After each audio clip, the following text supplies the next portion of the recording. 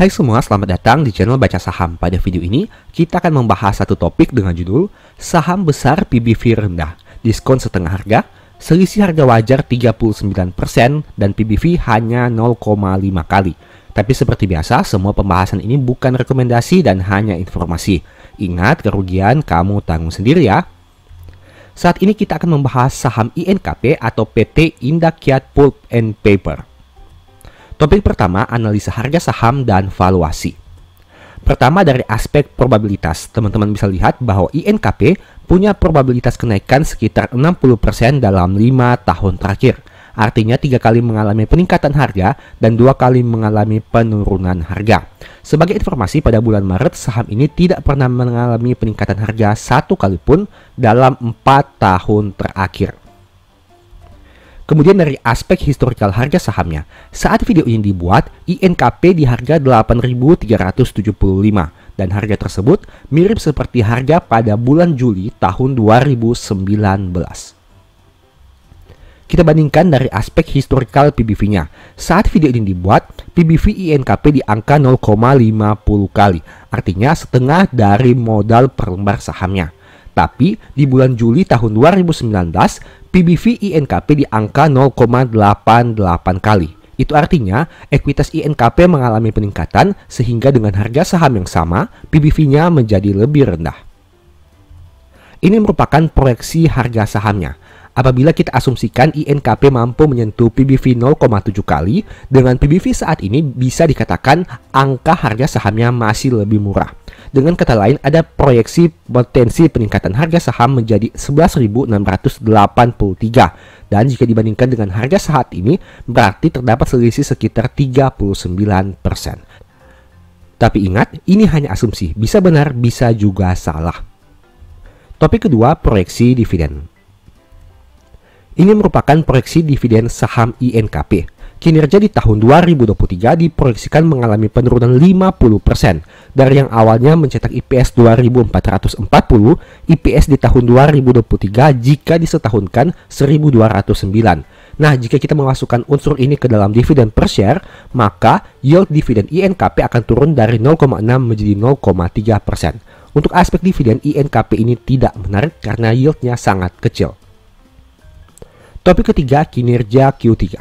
Pertama, dari aspek kas dengan nominal 1.575 dan jika dibandingkan dengan liabilitasnya yang mencapai 4.100, itu artinya perusahaan ini butuh sumber dana yang lain apabila ingin melunasi seluruh hutangnya.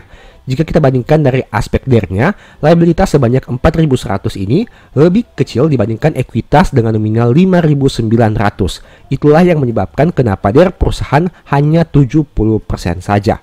Nah, dari aspek probabilitas juga, INKP ini masih memiliki NPM yang cukup baik dengan angka 11%. Meskipun ROE-nya tidak terlalu menarik dengan angka 7,2% saja. Mayoritas ekuitas juga masih berasal dari saldo laba yang belum ditentukan penggunanya sebanyak 3.662 yang mengalami peningkatan. Kemudian dari aspek laba rugi, penjualan neto mengalami penurunan dibandingkan tahun 2022, tapi sayangnya beban pokok penjualannya malah mengalami peningkatan. Hal itu menyebabkan laba brutonya turun dari 1.200 menjadi 886. Nah, itu akan berdampak kepada pencapaian laba bersih perusahaan. Apalagi beban lain-lain mengalami peningkatan dari 80 menjadi 195. Teman-teman bisa lihat di sini bahwa laba bersihnya mengalami penurunan dari 647 menjadi 320. Topik keempat, poin tambahan. INKP merupakan salah satu saham dengan laba besar yang punya PBV paling rendah dengan angka 0,5 kali. Jika teman-teman tidak percaya, bisa bandingkan berapa besar laba INKP yang dicetak dengan PBV saham-saham dengan laba serupa. Apakah ada saham dengan laba seperti INKP yang punya PBV lebih rendah dari 0,5 kali? Mungkin ada beberapa, tapi tidak banyak. Itulah yang menjadi alasan kenapa INKP merupakan salah satu saham dengan laba besar yang punya PBV paling rendah. Nah, saham INKP ini juga sudah banyak diulas oleh para influencer atau YouTuber yang mana bisa dikatakan memiliki daya tarik tersendiri di mata influencer atau YouTuber itu. Tapi pertanyaannya, apakah saham ini memang saham bagus yang lagi diskon? Ataukah penurunan harga sahamnya ini wajar mengingat terjadi penurunan kinerja yang cukup signifikan di tahun 2023? Topik kelima, poin minus tentang saham ini. Yang pertama, harga sahamnya sudah turun 53% dalam 5 tahun terakhir. Dulu sempat di angka 18.000, tapi sempat juga di angka 3.020.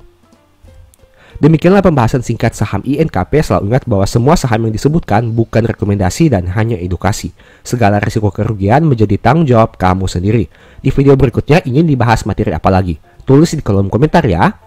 Nah, sebagai informasi, channel YouTube Baca Saham sekarang ada dua. Yang pertama, Baca Saham yang fokus kepada pembahasan review saham, dan Baca Saham dari Nol yang fokus kepada pembahasan edukasi saham. Berikut ini beberapa list ebook Baca Saham. Pertama, Stock for Living, yang kedua, Strategi Nabung Saham, ketiga, The Stock Market, dan yang keempat, Cara Cepat Analisa Laporan Keuangan.